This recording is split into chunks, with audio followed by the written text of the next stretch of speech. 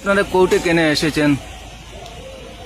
ত্রিপুরা সরকারের মিনিস্টার টিঙ্কু রায় উনি গত নির্বাচনে যখন এবিটিভি দিয়েছিলেন সেই এবিটিভিতে ওনার বিরুদ্ধে যে ক্রিমিনাল কেস আছে ফৌজদারি মামলা উনি উল্লেখ করেন। এরপরে ওনার যে কোয়ালিফিকেশন শিক্ষাগত যোগ্যতা এটা ফলস বোর্ডে, এইসব কারণে সিজিএম কোর্টে মামলা করেছেন আমাদের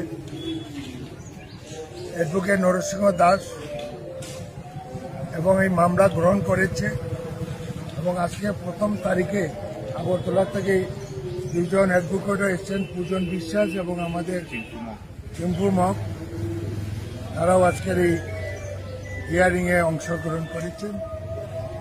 নেক্সটে সিজিএম এটা প্রসেস করে কেস অ্যাকসেপ্ট হয়ে গেছে। Case number CR 25/2026। खुलुमखा हास्तिनि जत लुकुलग्न राधाकृष्ण ज्वेलारिनि खाक्तै जतन हामजाकमा तेचिबा याफारो অবশ্য সেনাও বাবা গরিয়া যতরি নক দুখঙ্গ হামারি খুলুম তরি না আইথম जतन तंथ गरियाते